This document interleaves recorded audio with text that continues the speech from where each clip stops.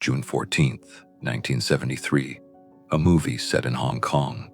One man weighs 240 pounds, 6 feet 4, the undefeated karate champion of his region. He has never lost a fight. Not once, not ever. The other man weighs 135 pounds, 5 feet 7, and in exactly 3 seconds, the big man is on the ground, tapping out, begging for it to stop. This is not a movie scene. This is real. And what happens next, what the smaller man says after he lets go, is the real story. Before we step onto that dusty film set, I need to tell you something about Bruce Lee. Not the Bruce Lee from the posters, not the kung fu movie star with the yellow jumpsuit. I mean the real man, the one that the people who trained with him, sparred with him, and studied him, the ones who were actually there, describe with a very specific kind of silence, a silence that tells you they are still processing what they saw. Bruce Lee was born on November 27th, 1940, in San Francisco, California. But he grew up in Hong Kong, and from the time he was a teenager, he had one obsession that never left him. Not fame, not movies.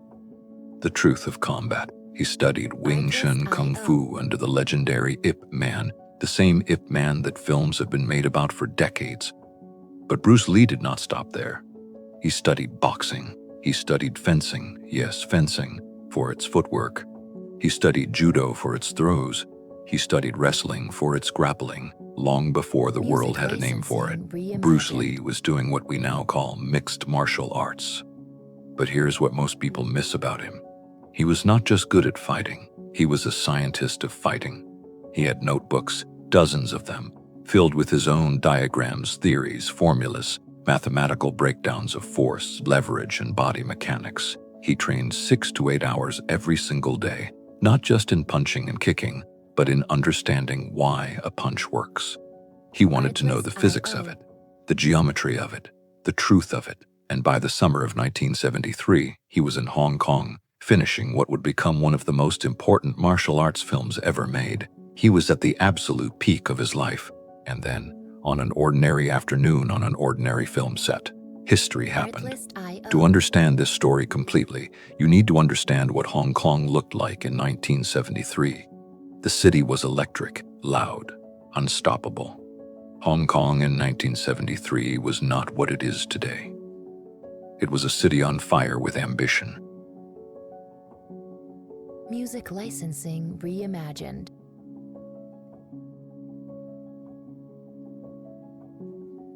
Film industry was booming. Studios were producing dozens of martial arts films every single year. Audiences across Asia, across Europe, and across North America could not get enough. The genre had exploded, and at the center of all of that, the absolute heart of that explosion, was Bruce Lee. His film The Big Boss, released just 2 years earlier, had broken box office records across Asia. His follow-up, Fist of Fury, had done it again. By the summer of 1973, he was making Enter the Dragon, a co-production between his own company and Warner Brothers, an American studio, a Hollywood studio. This was enormous. This was not just a movie. This was the moment that Asian cinema was stepping onto the world stage, and Bruce Lee was carrying it there. The pressure on him was immense. The film required hundreds of extras, background fighters, and martial arts performers. The sets were large and complicated, 50 or 60 crew members on a single set at any given time.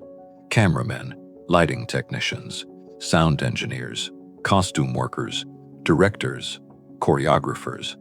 It was controlled chaos, and on a film like this, you also had a specific type of extra. The real martial artists. Men who trained seriously. Men who had won competitions, earned belts, built reputations. Men who were used to being the most dangerous person in any room they walked into. On June 14th, 1973, one of those men woke up and decided that today was the day he was going to challenge the star of the film. He had no idea what he was walking into.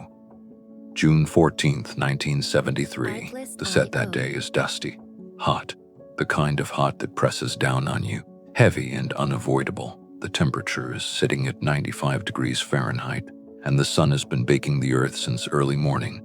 The air is thick, It carries three things you can smell if you're standing close enough: the sharp chemical burn of Music stage lighting licensing equipment, reimagined. the dry bite of raw earth underneath your feet, and the unmistakable salt of human sweat from a long, hard day of work. There are exactly 50 crew members on this set.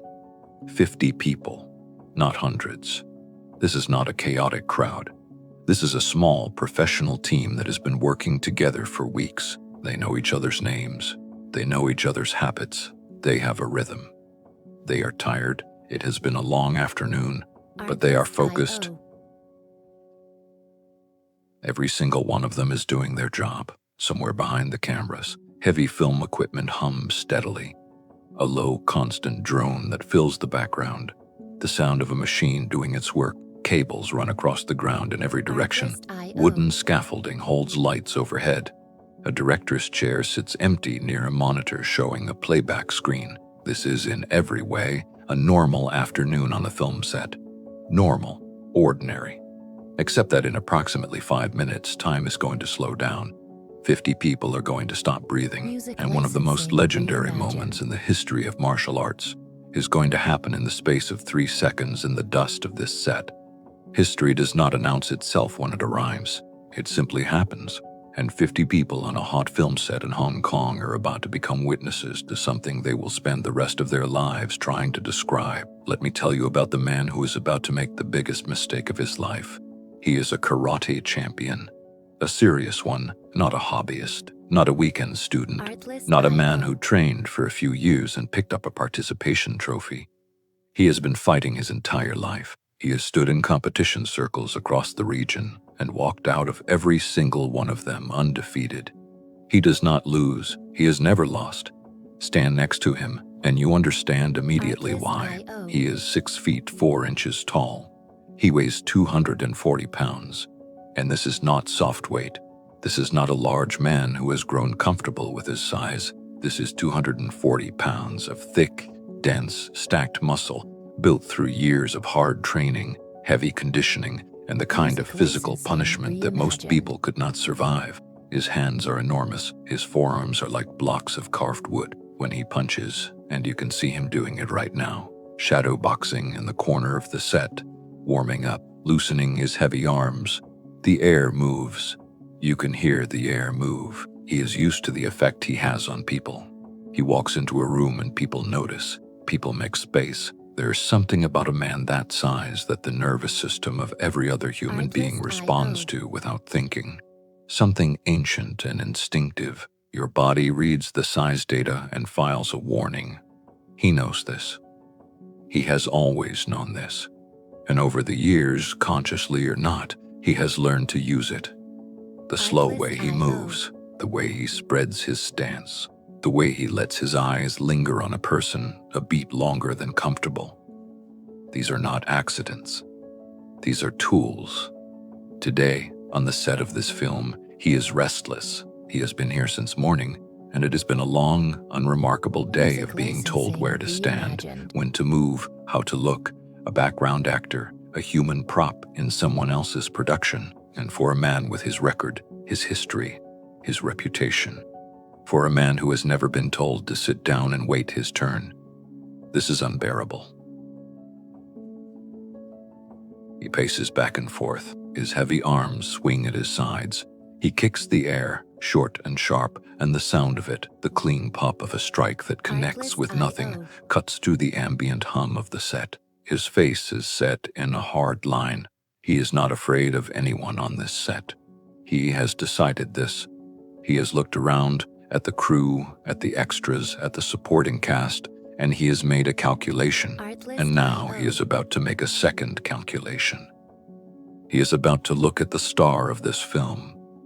He is about to look at the man who is 5 feet 7 and weighs 135 pounds. And he is going to decide that he is the real predator here. That is the last mistake he will make today.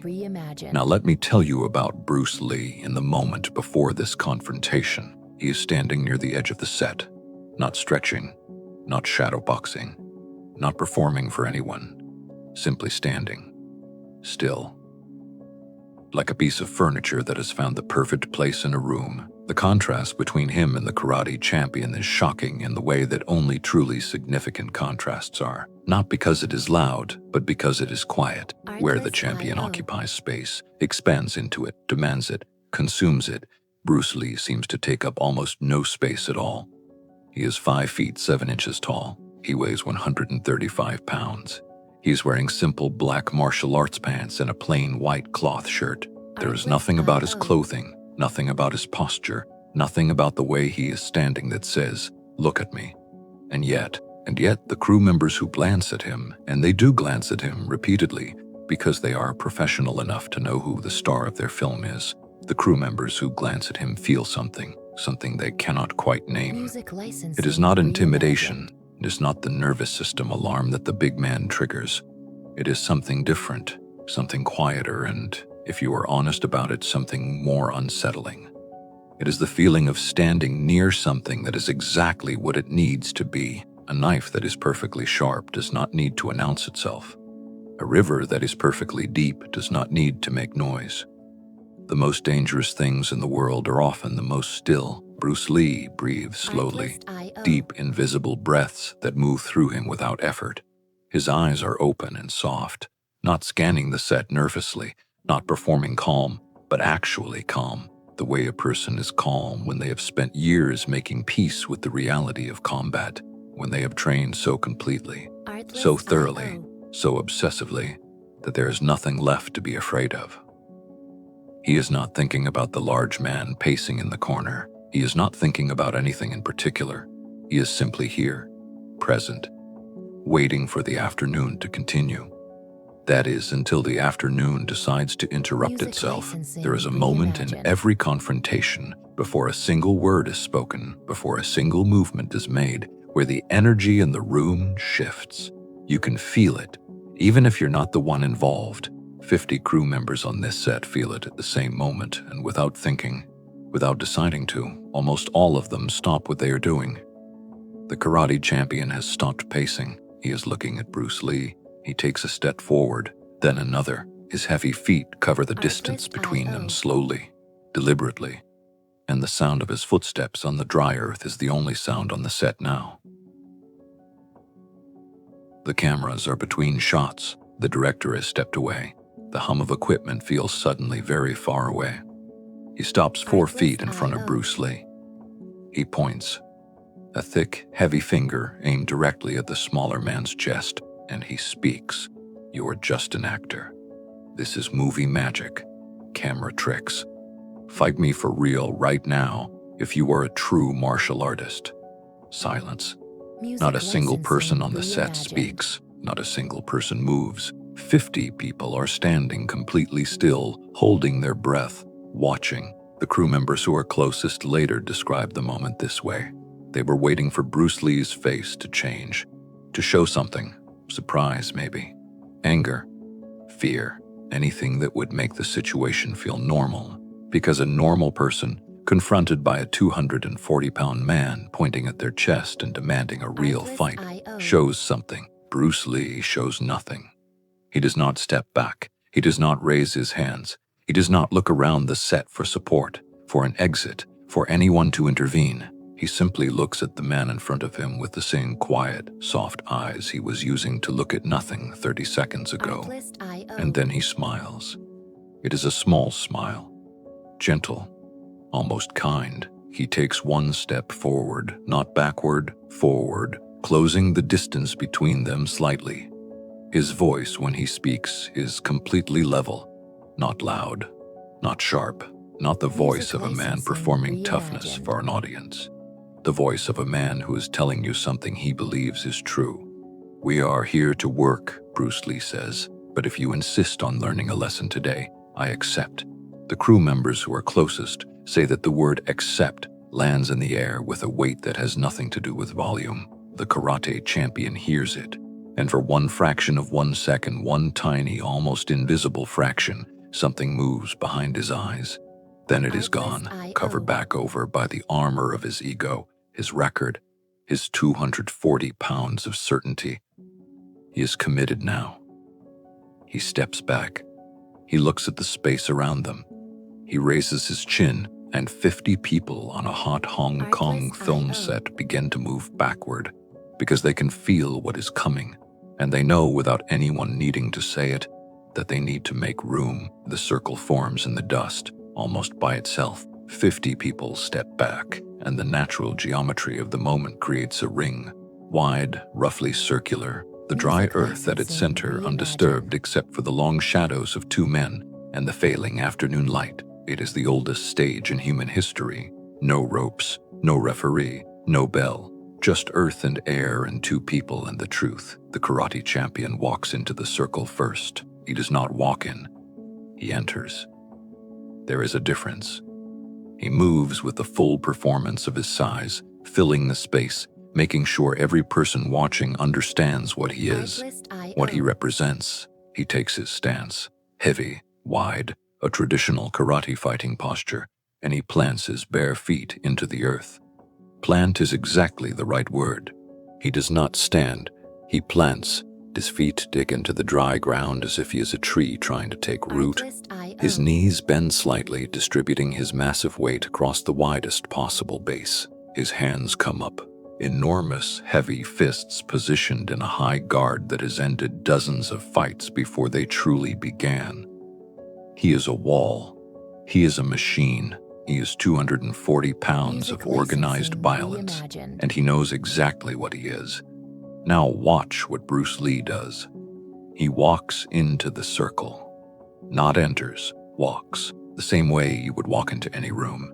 He moves to the center with a lightness that should seem impossible, given the stakes of the moment. His feet land on the earth softly, barely disturbing the dust. He reaches the center of the ring, and he stops. He does not take a fighting stance. Let that settle for a moment. He does not take a traditional fighting stance. His feet are placed loosely, his weight distributed in a way that reads, to anyone watching, as casual, almost relaxed. His hands are open, hanging loosely at his sides, fingers uncurled and soft. He is not posing. He is not performing readiness. He simply exists in the circle the way water exists in a glass, filling whatever shape it needs to fill, using no more effort than necessary. He waits. The 50 people in the ring around them are completely silent. No one coughs. No one shifts their weight. No one whispers to the person next to them. They are holding a collective breath, and they don't even know they're doing it. The karate champion stares at the smaller man across from him. He is reading him, the way any trained fighter reads an opponent before a fight begins. He is looking for tells, tension in the shoulders, weight distribution, micro-expressions of fear or hesitation. He finds none. This should bother him. It does not. It should, and then the afternoon air hangs completely still for one final second, and the karate champion makes his decision, and 3 seconds of history begin. I want you to understand something before I describe what happens next. 3 seconds is nothing, in the time it takes to say the words 1, 2, 3 out loud, slowly, clearly, fully. This fight begins and ends. By the time your brain has fully registered the number 3, the 240-pound karate champion is on the ground, tapping out, unable to move. 3 seconds, but inside those 3 seconds there is an entire universe of physics, precision, and understanding. So let us slow it down, all the way down, second by second. Let me show you every single thing that happens. Second 1. The karate champion moves. He has decided, consciously, deliberately, to end this quickly. He is not going to toy with the smaller man. He is not going to feel him out, trade jabs, circle. He is going to step in with his full mass and his full power, and he is going to throw the most devastating strike in his arsenal. A right hook, a massive, heavy, committed right hook driven by 240 pounds of moving muscle aimed directly at Bruce Lee's head. His right foot drives into the earth. His hip rotates, his massive arm uncoils, and that enormous fist cuts through the air between them like a heavy stone thrown at a glass window. If it lands, this fight is over. It does not land, because Bruce Lee is no longer there. Pay attention to what he does. Pay very close attention, because what he does is what separates a trained martial Music artist from a licensing brawler, and a reimagined. brawler from someone who simply has never understood what fighting actually is. He does not block the punch. This is critical. Blocking the full force punch of a 240-pound man at full commitment, absorbing that kinetic energy directly, costs you something. It costs you stability, balance, time. If you stop a heavy truck by standing in front of it, you both suffer. Bruce Lee does not try to stop the truck. He simply moves out of its way. He shifts his weight. A micro pivot, a rotation on the ball of his front foot, so precise, so minimal, so perfectly calculated that it looks, to the observers in the ring, like he barely moved at all. He slides exactly 1 inch out of the path of the strike. 1 inch. That is all the space he needs. The fist passes through empty air. Second, 2. Here is where physics takes over. Beautiful, unavoidable physics. The karate champion has thrown his full mass into this punch. He has committed completely, Music body, licensing momentum, reimagined. center of gravity, to a target that is no longer there. And Newton does not negotiate. All of that moving mass, 240 pounds in full forward motion, continues to travel forward without the resistance of impact to stop it. His upper body lurches ahead of his lower body. His balance, that carefully planted, wide-footed, deep-rooted stance, is broken at the source. He is off balance. He is vulnerable. For 1 fraction of a second, the most powerful man in this circle is also the most exposed man in this circle. And Bruce Lee has been waiting for exactly this fraction. His center of gravity drops. He bends his knees, lowering himself in a single fluid motion. His hips twist, driving the rotation from the floor up through his legs, across his core, and into his arm. This is the principle he has studied in notebooks, drilled in training rooms, refined over years of obsessive practice. Kinetic energy generated from the earth, traveling upward through the body in sequence, arriving at the Music strike point with the licensing force of the whole reimagined. body behind it. His whole body becomes, in this moment, a single perfect whip.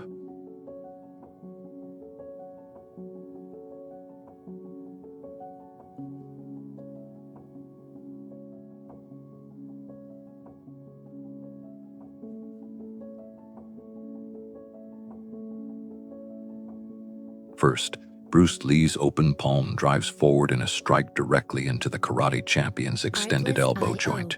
Not a punch to the face, not a kick to the body, an open palm strike, placed with surgical precision directly onto the elbow of the arm that has just thrown the hook. This freezes the big man's arm, traps it, locks the geometry of his upper body in a position it cannot escape from. At the exact same fraction of a second, the exact same one, Bruce Lee's foot sweeps through the karate champion's lead leg. The geometry of the big man's balance is destroyed completely. 240 pounds of mass, already off balance from the missed punch, already compromised at the elbow, now loses its final point of contact with the Music ground. licensing The karate reimagined. champion falls. He does not stumble, he does not slowly tip. He falls, hard, fast, and completely, and the sound of 240 pounds hitting the dry earth of that Hong Kong film set carries across the silent circle like a thunderclap. The dust rises around him. Bruce Lee flows with gravity. That is the only way to describe it. Flows dropping onto the fallen man, moving with him rather than against him, and in the same continuous motion he takes the big man's arm, crosses it over his own chest, and applies pressure. Clean, precise, agonizing pressure to the shoulder and elbow joint. There is nowhere to go, no leverage available, no position from which 240 pounds of strength can generate any useful force. The arm is fully locked. The geometry is perfectly wrong for the man inside it. The karate champion understands this in an instant. His body tells him before his mind does. His free hand hits the ground. 1, 2, Music 3, licensing 3. reimagined. The fight is over. Bruce Lee releases the lock. He stands up. He is breathing normally. Not panting, not flushed. His heart rate, if you could measure it right now, has barely moved. His white cloth shirt is dusty at the knees from where he dropped. But he is otherwise exactly as he appeared at the beginning of this afternoon. Still, composed, completely present. He looks at no one in particular, and the studio is trapped inside something that the people who were there still struggle to find words for. Not silence. That word is not quite right. Silence is the absence of sound.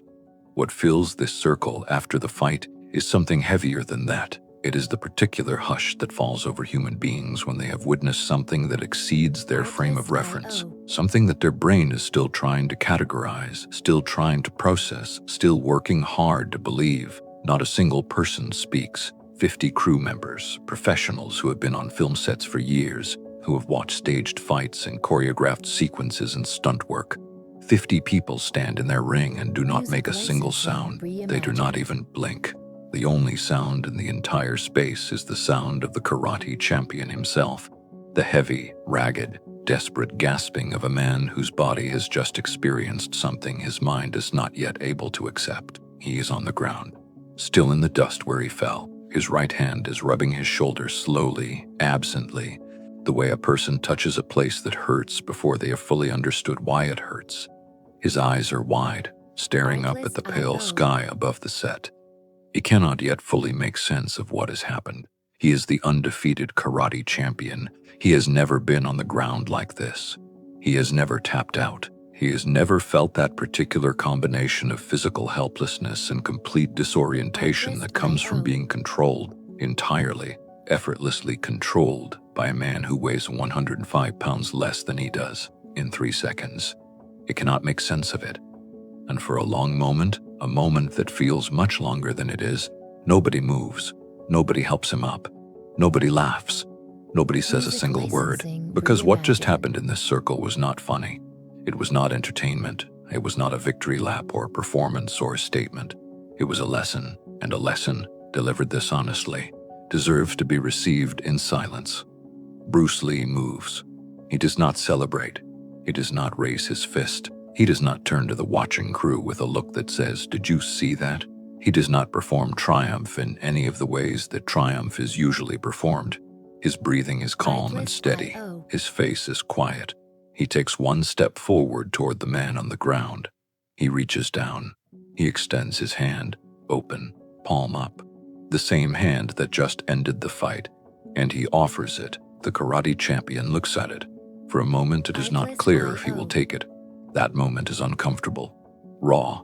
It takes something to accept the hand of the person who just put you on the ground. It requires a small act of courage that has nothing to do with physical strength. Then the big man reaches up and takes the hand. Bruce Lee pulls him to his feet in a single smooth motion. The two men stand facing each other, and Bruce Lee reaches forward and gently brushes the dust from the karate champion's shoulder with the back of his hand, the way an older brother might, the way a teacher might. Then he looks the big man directly in the eyes, and he speaks. "Do not rely on your size," he says. "Size is a trap. Ego makes you stiff. Water has no shape, yet it can cut through solid rock. Be fast, be soft, be like water, my friend. Be like water." 3 words that Bruce Lee spent his entire life embodying. 3 words that are, if you take the time to understand them completely, one of the most revolutionary ideas in the history of martial arts, and possibly far beyond it. What does it mean? Water does not resist. Water does not fight the shape of the container it is placed in. It does not argue with gravity. It does not insist on being something it is not. It moves through the path of least resistance, and in doing so, it finds ways through, around, and eventually through obstacles that rigid, hard, resistant things cannot penetrate. Water does not care how big the rock is. The rock does not scare water, given enough time. Given the patience and the consistency that water always has and the ego-driven things of this world never do, water wins. Always, without exception. The karate champion in the dust of that Hong Kong set thought that his advantage was his size, his weight, the force he could generate with 240 pounds behind a punch, and he was right. Those things are real. They are physical facts. A bigger, heavier person can generate more force. This is not a myth. But he made a mistake that ego always makes. He thought that force was the same thing as power. It is not. Artlist Power IO. is the ability to make things happen. And in a fight, in the real, honest, brutal reality of actual physical combat, the ability to make things happen is not determined by how much force you can generate. It is determined by how precisely you can apply it, how efficiently you can redirect your opponent's force against them, and how Music completely you can understand the licensing physics of the reimagined. moment in front of you. Bruce Lee weighed 135 pounds. He could not outmass the man he faced. He did not try. Instead, he made the big man's mass work for him. He let the 240-pound punch travel through the air, reach its destination, and find nothing there. He let the momentum of it create the opening that ended the fight. He used the most dangerous thing about his opponent, his size, his force, his Artlist commitment, IO. as the instrument of that opponent's defeat. He did not fight the river. He moved with it, and standing in the dust of a Hong Kong film set on June 14, 1973, with 50 witnesses who would spend decades quietly telling this story to people who needed to hear it. Artlist IO. That is the lesson that Bruce Lee left behind, not on film, not in a martial arts manual, not in an interview or a speech. In 3 seconds. In the dust, with an open hand extended downward. Be fast. Be soft. Be like water. Bruce Lee died Music 6 weeks licensing after this reimagined. moment, on July 20th, 1973, at the age of 32. He never got to see Enter the Dragon released. He never got to stand in a theater and watch the film he had poured himself into. He left before he could see what he had built, but he left something behind that cannot be measured in box office numbers or belt colors or undefeated records. He left a way of thinking, a way of being in the world that says, the person who understands the moment Artlist completely IO. will always beat the person who simply brings the most force to it. That idea is older than Bruce Lee. It lives in Sun Tzu, in Lao Tzu, in every martial arts tradition that has ever existed. But Bruce Lee made it visible in his films, in his Artlist training, in IO. his writing, and on afternoons like the one we just lived through together. Be fast, be soft, be like water. If this story meant something to you, if you felt something during those 3 seconds, share it with someone who needs to hear it. Subscribe if you want more stories like this. There are more, many Music more, licensing because history is full of reimagined. moments like this one, moments that lasted 3 seconds and changed everything.